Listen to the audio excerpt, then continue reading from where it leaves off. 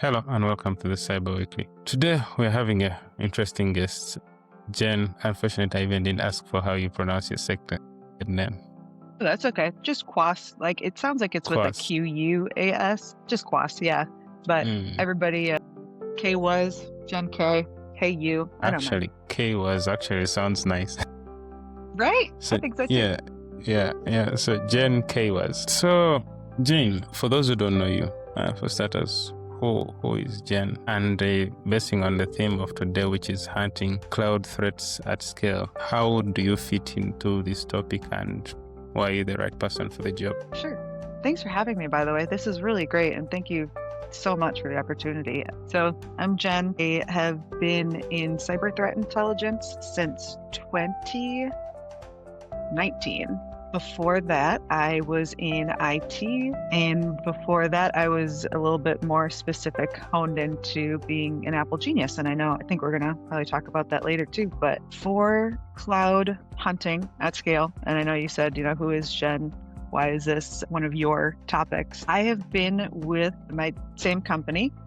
It's a software SaaS company, Zendesk, for almost a decade, 9 years in March, which is bananas. But being at a SaaS company, everything is cloud. Everything has pivoted to cloud. And so if you want to be a cyber threat intelligence analyst or a threat hunter, that is going to be your playground. And yeah, that is what I have been focusing on since 2019, which I can't believe is 7 years ago. My gosh. Yeah, it's funny how time passes. Yes. Yeah. So again, for those who are wondering what's on my head, that is Ash. Today is Ash Wednesday. Unfortunately, the time you're watching this episode, it will be way beyond that time. Yeah. But you've had quite an unconventional path into cybersecurity. From Apple Genius troubleshooting iPhones to hunting cloud-based APTs at Zendesk. Can you take us back to the Apple Store and tell us what was that moment you realized you wanted to move from fixing devices to defending them? For sure.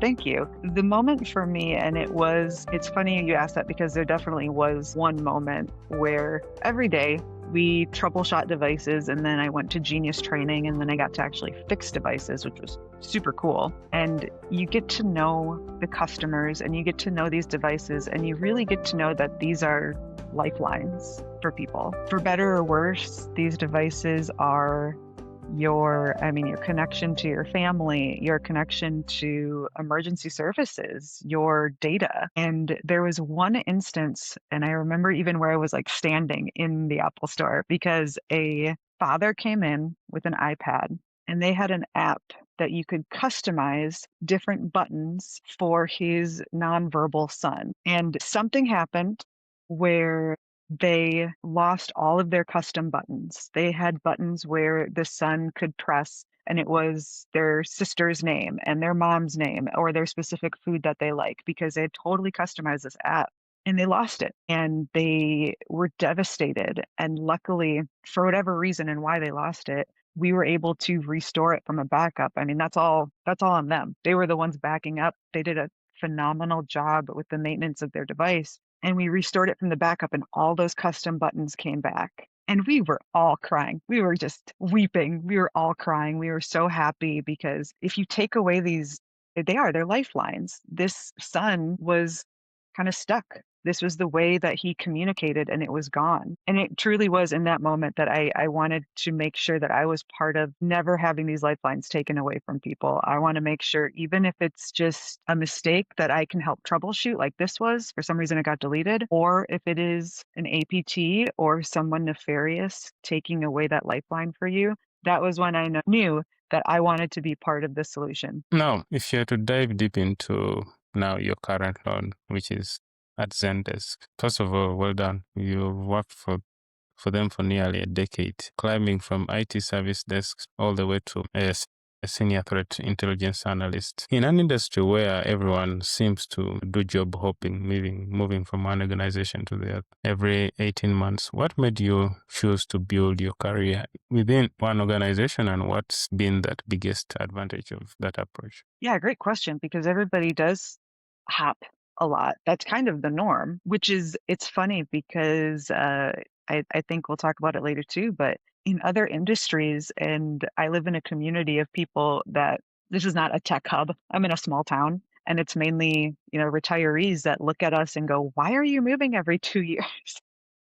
It's so funny how that has swung, but so for me and kind of where I've stayed with Zendesk is, like you said, I started in IT. I remember when I started, I came from Apple, and I came here, and at Apple, if somebody was like, "My printer isn't working. Apple doesn't make printers," we would just say, well, essentially, like, "We can't troubleshoot your printer." When you move into IT at a company, that is your problem. Everything's your problem. Yeah. I'm sure you know. The copier, that's your problem.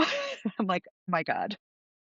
It's very annoying to some point. Yes, I never stopped learning, and that's really the basis of why I've been here for so long, because the first year I was in IT, I never stopped learning. I was troubleshooting the Windows devices, which were totally new to me, the Zoom rooms, totally new to me, and then in the next year, I was in the SOC, and in 2018, I was introduced to security. I was asking people what root was, and why did you run this as root? And I'm sure the engineers were like, "Jen, I can't explain this to you every time," but they were so kind, and so nobody ever said that. But to go from that in 2018, not understanding what a root or a pseudo user is, to 2019, I'm in cyber threat intelligence. I'm able to use my background in psychology to really dive into the minds of threat actors, which was completely new to me. On top of my own responsibilities, looking at Zendesk as a company and why I've been there so long. When I started, I remember we had a celebration that there were 200 people in the office, and that was a really big deal. And now we have like, gosh, I think 7,000 employees total. It's grown. And the evolution year after year of our own technology, it's always new, it's always evolving. We have customers from all over the threat landscape. So it's not like, "Oh, we work in banks. We are concerned with financially motivated threat actors or, a specific type of software or things like that." We are covering financial institutions, our customers. We have crypto customers. We have hospitals as customers, and all of them are targets for different threat actors, not to mention just our own infrastructure. So it has been ever evolving, and I, over the last 9 years, have never once been bored, and I've always found a way to grow within this organization. So yeah, I've never felt like I need to go anywhere else to find professional growth. And that's really interesting. And the fact that you have been growing in the organization, it helps, help you feel like, yes, even if I'm in one place, I'm actually moving in terms of the positions and hopefully also in terms of the finances. Yes. But Yeah, it's been great. and when you talked about the time you were asking people, why are we running this as root? I was like, did they feel like this person was the right person for the job? The people look at Right. you and they're like, They're like, "Who is this should she be in security?" And Uh, I I totally get it. I mean, there's only one way to learn, and that's by asking questions. I think one of the things that hinders people is having to think that you know it all, and something we did at Apple, they, like, made us say it over and over again because it was a great phrase, is, "I don't know, let's find out together," because they never want you to lie or give a wrong answer. If a customer or if somebody, one of my engineers, asked a question or I asked a question, it's like, "I don't know, let's find out together." I think that is such a key to growth, being transparent and hopefully, I mean, I'm not a poster child for this, but getting rid of imposter syndrome. yeah, definitely it's tricky, especially in our field where things are too vast and too deep also. So meaning Yes, you can't know it all. You have to have exactly. someone who will be there to actually tell you, man, this is how this is supposed to work. Yes, thank you. You put it succinctly when I just kind of yap and babble, so thank you, exactly that. You've just copied and pasted it. Yes, perfect. So before we dive into the technical stuff, I wanted to talk to you about your community work. You have been mentoring with Cybersecurity, which I'm also a member of, reviewing CFPS, which you'll tell us a bit about for Cyber Jiu-Jitsu Con, and you've even served on Chelsea City Council. How do you balance being deeply technical in your day-to-day job and while staying connected with your human side of the industry? Ugh, that's such a good question. I think, and this everybody's going to be different, but you're right. We're so technical day to day, and I'm so regimented. And this sounds silly, but I find balance because I schedule it. You're the Everything scheduling is guys. yes, I go to my gym every single day after work to the same class, and that is my community time because I work from home. I've worked from home actually before COVID since 2018 when I moved to Michigan. And so the way I balance and stay in contact with the human side is going to my gym with the community that is not technical. I think it's so important to, like you said, stay in touch with that human side. Also, being technical lends itself to so many cool hobbies like 3D printing and cosplaying where I make costumes and being able to be part of those communities that it keeps you grounded. Yeah, I think I can relate with that, especially with community. It does a lot of benefit in terms of, connecting you back to your roots. And also, our field, we are too much of loners to some point. So it's good to Yes. usually have some people around. So when we get into the weeds of your current role, you're tracking cloud APTs and advanced persistent threat groups at Zendesk. What's the most significant evolving most significant evolving actually witnessed in the cloud-based environments over the past few years, and what threat vector keeps you up at night in 2026? Yeah. I wish I had like a super cool answer with like this very specific like trend in compromising IAM roles or things like that. But it all comes back to social engineering. Cloud is so broad, and in cloud and SaaS companies, you have to have access to, the crown jewels, so to speak, which is going to be your customer data, your intellectual property, any of your secret sauce, and having access to that is necessary, but using privilege or a principle of least Least privilege and privilege, yeah. having those IAM roles and cloud roles very finely tailored because it does come back to social engineering, which I think is a Mr. Robot, the TV show, did a great job of showing. You don't have to be some incredible Survey guy. coder. Yes. Once, in today's day and age, there is malware for sale on the internet, on the dark web.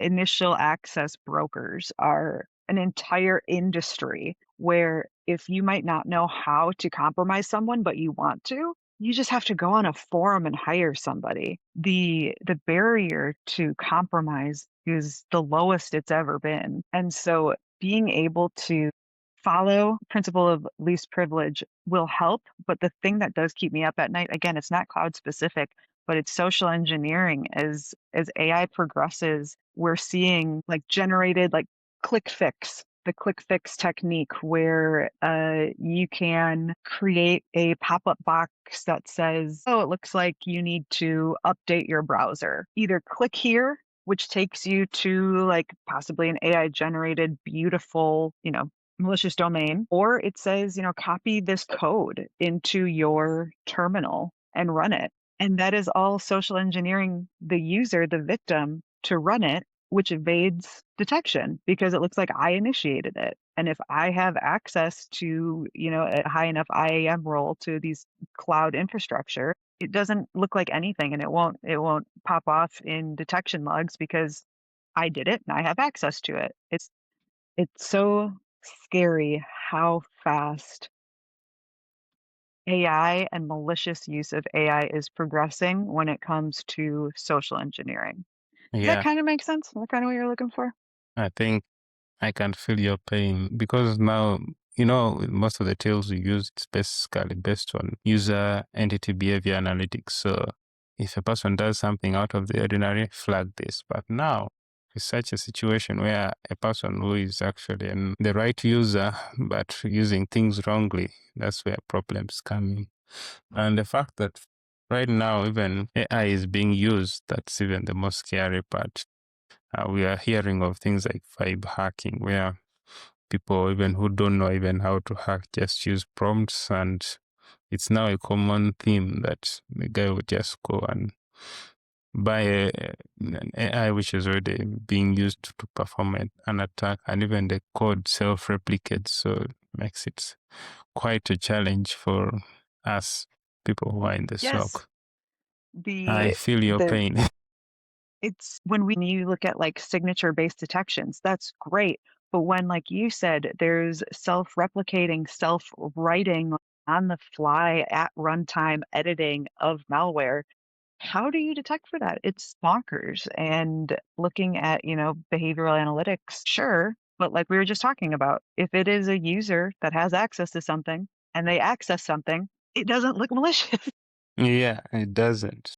So it becomes more trickier to even do anything. Absolutely. Yeah. So you recently spoke at IntelCon 2026, which is this year, about AI plus human eyes, combining automation with manual verification for OSINT processing. This is something a lot of teams are struggling with right now.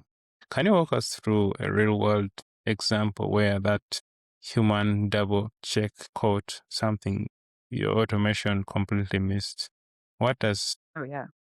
does that take? What does that teach us about the limitations of in threat intelligence? For sure. One of the examples, and I even in the presentation said it was kind of the biggest hurdle for us, obviously, is hallucinations. They're way more popular than we obviously want them to be. But one example of when the automation completely hallucinated was we were just trying to summarize an article. All I wanted to do, because we were working on creating a pipeline using AI in cyber threat intelligence to hopefully not have so many articles coming in. We really wanted AI to say, "Hey, based on the description you gave me of your org or your tech stack, here's what might be relevant to you." And what ended up happening is just a very simple prompt of, "Please summarize this article." It was an article about a China Nexus threat actor or exploiting an Ivanti vulnerability. It was an Ivanti like networking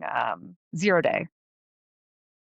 And we said, please summarize this article. And I was like, amazing. Okay, now let's utilize that so I can share if this is relevant to us. And I saw that it had said this might be indicative of the Russian threat actor Cold River.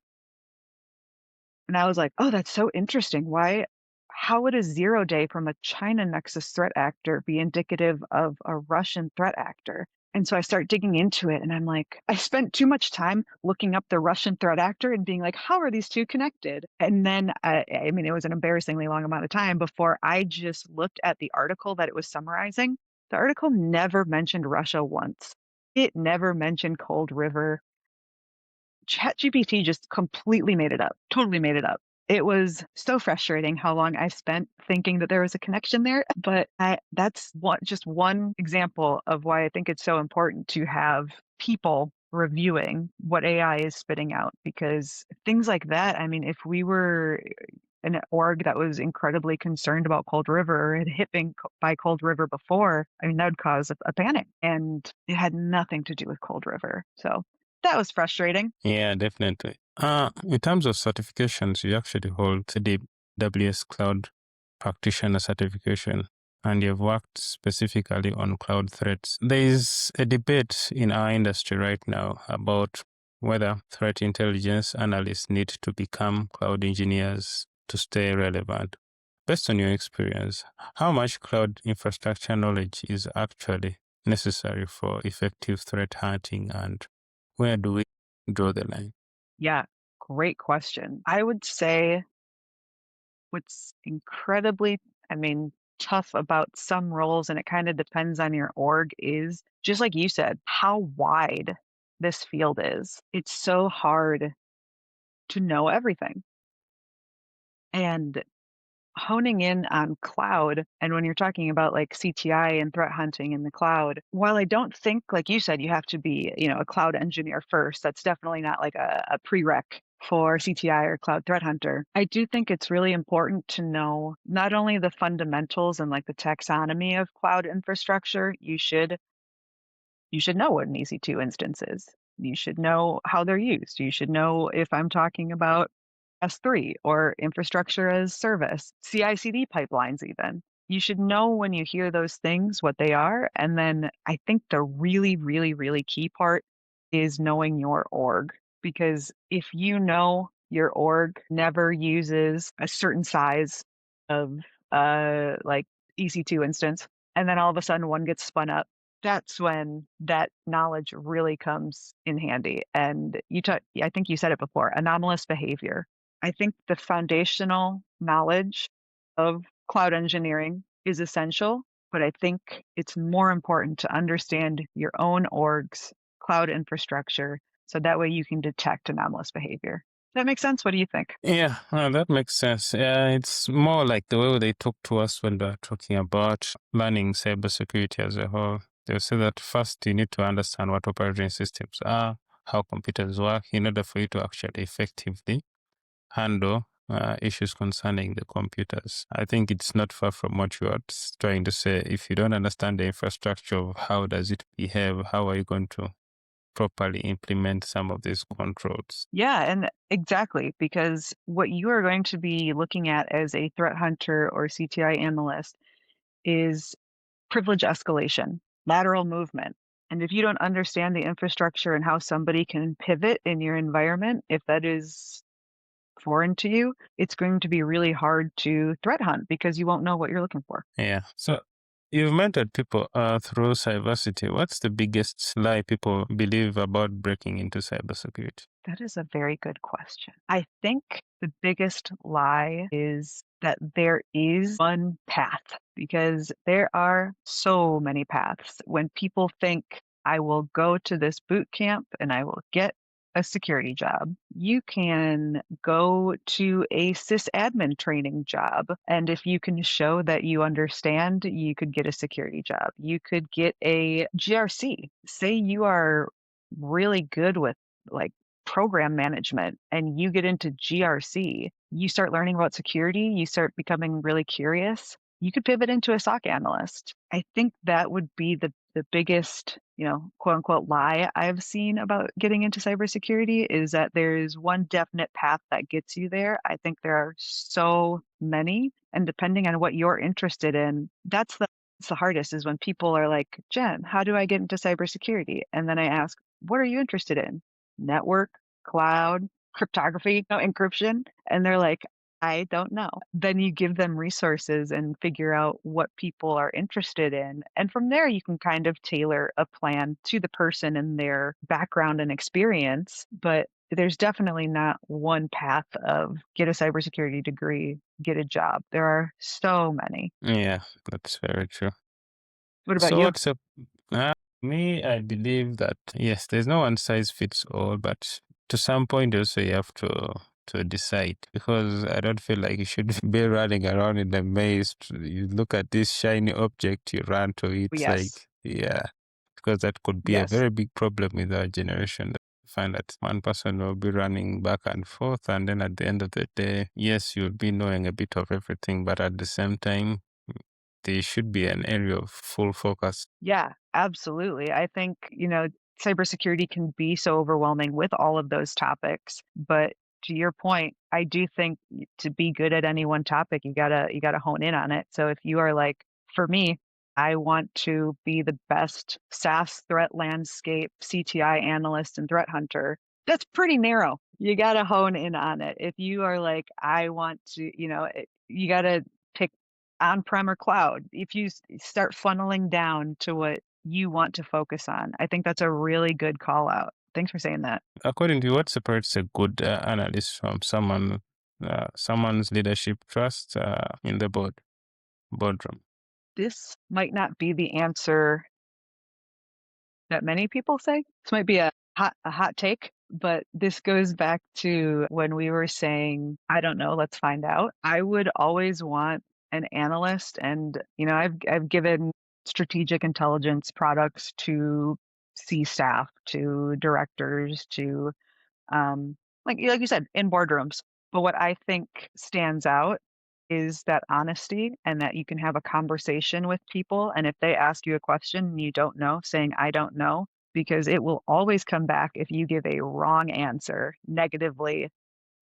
And they'll say, why did you say that? Or were you lying? Or did you not know? And so I do think to stand out, just that transparency, you don't have to know it all. You can say, I'll get back to you on that. CTI and cybersecurity is so broad, like we've been talking about. I would always want somebody there just being transparent. Otherwise, you can't move forward. You can't, if you don't know the answer, or if you give a wrong answer, you're not going to create the correct detections. You're not going to move the company in the correct way. If we're talking about like high level strategic intel, if you're saying this country is more of a threat than it is, what if you then don't progress and grow your company in that country? Yeah, honesty and saying I don't know would probably be my answer. So that chimes into the next question which you have. Yeah. If your career disappeared tomorrow and you had to start over, what would you focus on first? Oh, that is such a good question. I was incredibly lucky because my company said, you are going to do CTI. And they sent me to the SANS CTI course, which Wow, was, that's amazing. yeah, I was so lucky. I got to learn from the CEO of Dragos, Rob Lee. He's absolutely incredible. And if I had to start over, I probably wouldn't. I mean, nobody would probably pay for me to go to a SANS course. So based on what I learned there, I would start learning the kind of foundation of CTI all over again. You can jump into the technical, and that's great. But if you don't understand like the CTI life cycle of like setting a direction, collection, Rob Lee always said, an analyst is only as good as their collection, which is what intel is coming into them. You have to know that that collection is never going to be complete. What biases does your collection hold? Those really foundational frameworks of CTI, diamond model of mapping cyber intrusions. You have one diamond model for a whole intrusion, but then you can start doing diamond models for every step of the intrusion. Like learning those frameworks is where I would start. I think that is such foundational CTI that you can then build off of and get technical, but you need those kind of buckets in place to know where it all fits into. Yeah, that's interesting. When you talked of Dragos, I remembered actually I've interviewed someone from Dragos before called, Have you? yeah, it's called Jacob Benjamin. I'll check out that up. Was it an episode? Yeah, it was an episode. He's in ICS systems, so he came on to talk about that. Yeah, but yes, it's true. With an analyst, the more information you have and the more you can easily correlate it, the better you are as an analyst. Because Yeah, sometimes it's like you're switching off fires left, right, and center. But to make sense out of everything, it's good to have something holistic. absolutely. Finally, okay, not finally, but second last. So you've built an impressive career while maintaining an active community involvement, mentoring, speaking, and previously even serving in local government. This industry is notorious for burnout. What's your secret, and how do you sustain this level of engagement without burning out? Yeah, burnout is really, really high in this career because it is so wide and everything moves so fast. You feel like you are constantly behind. And that is just kind of how this is. It stinks. But like you said, how do you get in a mindset? How do you not burn out? How do you look at that as a career path and be okay with it? I have found that conferences are what reinvigorate me. And it sounds weird because I don't go to many conferences, or I haven't in the past. But having just come back from Intellicon, I was around all people that do intelligence and threat hunting or build threat hunting teams. And it was absolutely incredible. It gets me excited about my job again because I'm talking to other people in the role that are like, "Have you tried this? Have you tried that?" And then I get to share things with them too. And not only does it make me more excited about the role, then you have contacts and intel sharing partners at other companies where if they see something that says Zendesk, they know who to reach out to, and we could detect a threat faster because, I have a CTI contact at another company. It's conferences, and, not every what we talked about, not everybody can go to a DEF CON, but your local B-Sides conference and talking to people is what helps me avoid burnout because it makes me excited about the role again. That's interesting. Yeah, what do you think? How do you fight burnout? Well, I take a lot of water. Yes, Yeah. also that.